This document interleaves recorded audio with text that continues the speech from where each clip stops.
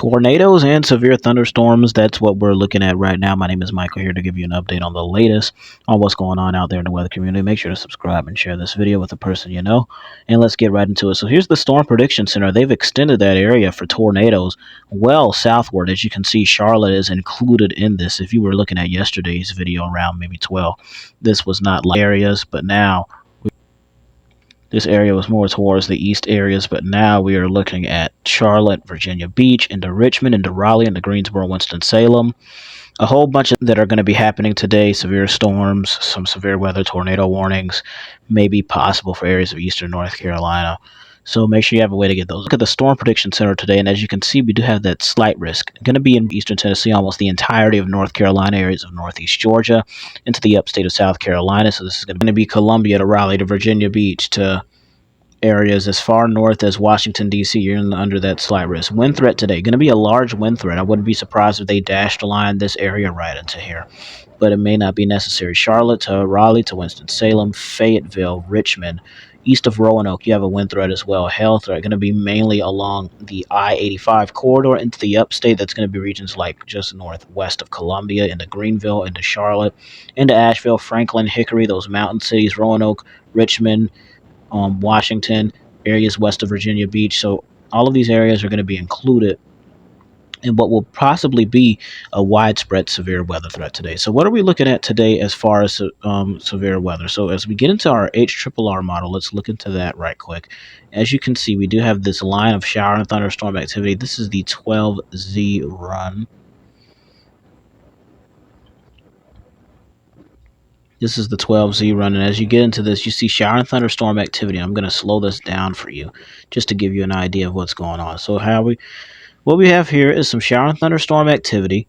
It's moving on through showers and thunderstorms as you get into areas near here. Let's do that is composite reflectivity. So these storms don't look as strong here on the HRRR model, to be honest, as they were looking yesterday. They were looking very well. You do have those purples there as you get to Winston-Salem. So a lot of shower and thunderstorm activity expected for these areas. Each individual one of these could be severe storms. As you get down towards areas of eastern North Carolina into areas of Virginia, we do have that possibility. Although it does seem like these storms weaken a little bit and then they move on out. So the possibility is there as we look at let's look at our latest HRRR model and look at the 14Z. Not going to show that much, but going to give us an idea of what could happen. So we have these showers and thunderstorms, and look at that latest run, as you can see there. Just any one of these could be cells, severe thunderstorms, could be possible tornadoes. As you can see, that Storm Prediction Center had that tornado risk, that 5% tornado risk. I think that was the higher risk than yesterday in Chicagoland, but I could be wrong there. But we have a risk of those tornadoes there. So these are very well, not everybody will see a tornado, not everybody will get a severe thunderstorm, but it's just an idea of you got to keep be on alert and have a way to get those alerts and things like that. So if we look at our RFS model here, as you can see here, shower and thunderstorm activity as you get near Charlotte, areas of Columbia, as you can see there, you're having the shower and thunderstorm, a lot of scattered and widespread, but then as you get down here into Thursday, we start seeing a more of a different situation, and that's going to be our severe weather threat for tomorrow. So let's look at, that's our latest RFS run. So we could be expecting showers and thunderstorms. Look at these storms move on through, and all positive for you guys in North Carolina, South Carolina region. But as you can see, showers and thunderstorms. Look at it as it comes in to Winston-Salem, Roanoke area, and these storms are just extremely strong. As you can see here, they're moving through Winston-Salem all across areas of the I-40 corridor. It moves on down, and look at this, these storms are strong, but then there's a look to see some strong storms try to get near Atlanta, as you can see there, and then you get down to the low country and things like that of that nature. So like I said from the very beginning, we've got to watch out for this area. I wouldn't be surprised if they extended that region down. They probably would extend it, but I remember I told you yesterday, watching out for that area near Atlanta to Augusta to Athens. Those could be severe storms in that region as well. So remember, as far as our category outlook right now, the Storm Prediction Center having that slight risk. To be completely honest, that slight risk could extend all the way to Atlanta and to Augusta.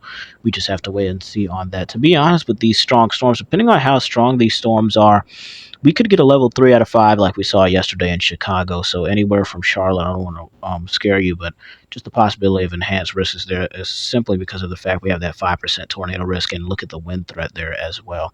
Hail threat not going to be much of a problem, but still that's going to be a 5% chance. Hail threat that's going to be around Charlotte, Greenville, Winston-Salem, all the way up to areas like Washington, D.C., something we got to watch out for. So as we look at we could look at watches and warnings, which I wouldn't be surprised. Severe thunderstorm watches are probably going to pop up in areas of the Carolinas soon. But as you can see, heat advisories are scattered across almost the entirety of Georgia. Heat alerts in effect, but special weather statements, severe thunderstorm warnings rolling through. Wouldn't be surprised if we get a severe thunderstorm watch in these areas. Even Greenville, Spartanburg, wherever that slight risk is, I wouldn't be surprised we get a severe thunderstorm watch for those areas up into Virginia as well. It's in effect because this seems to be a summertime nor'easter situation that we're seeing. So that's something we got to watch out for. So areas into the let's look at excessive rainfall, by the way. Not going to be looking at much, but as you get into New York, which is that nor'easter situation, multiple parts of the country dealing with this slight risk. Kansas City and east of Denver, all the way down to Albuquerque, and areas east of Phoenix, we're going to be dealing with that weather as well. So we're going to have a lot of shower and thunderstorm activity, and we could look at the NAM model just to see what could be happening. You want to put that, okay, we have composite reflectivity. And as you can see, it's giving you the idea of these showers and thunderstorms moving down here to areas of Georgia, areas of eastern North Carolina, and then they're just moving on out. Now, I'm noticing something with these model runs right here. As you get to the Outer Banks location, there's like a quick pocket right here. These storms try to fuel back up. This specific area right here in the Outer Banks of North Carolina, as you get into areas down here towards Jacksonville, even Kill, Devil Hills, these are areas you want to watch out for. South of Virginia Beach, these are areas that you want to watch out for. Rain showers are possible. Strong storms possible as they roll off the coast there. We're going to have the possibility of just seeing the chance of that shower and thunderstorm activity. So if we look right here, this is going to be our energy, and I'm pretty sure this is going to be what's fueling these storms, if I'm not mistaken. And as you can see here, look at the energy that is associated with this shower and thunderstorm. Look at that energy as you get into areas of, specifically, look at eastern North Carolina there. Eastern North Carolina, you have the purples that are popping up here. Areas of South Georgia, not South Georgia, areas of central Georgia and northern Georgia, as you can see, it's popping up there.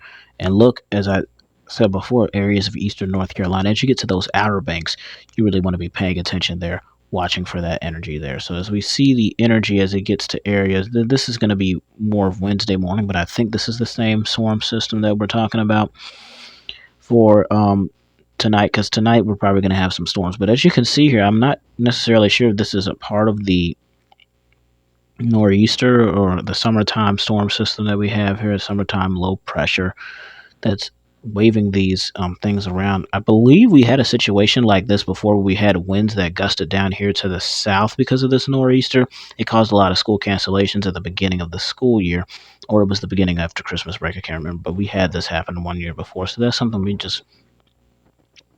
got to watch out for that as well. So shower and thunderstorm activity, we're going to get into tomorrow's outlook, and I'm just going to show that for a brief second. Storm Prediction Center here.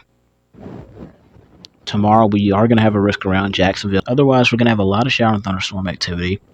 Probably going to have a video later today explaining what risk we have if we continue the risk, if we continue the shower and thunderstorm activity as far south as we get to explain what's happening later on today as well, because these storms probably haven't rolled out yet later this evening, if we do have that possibility. My name is Michael, here to give you an update on the latest. Make sure you like, comment, subscribe, share this with the person you know, and I'll see you out there in the weather community.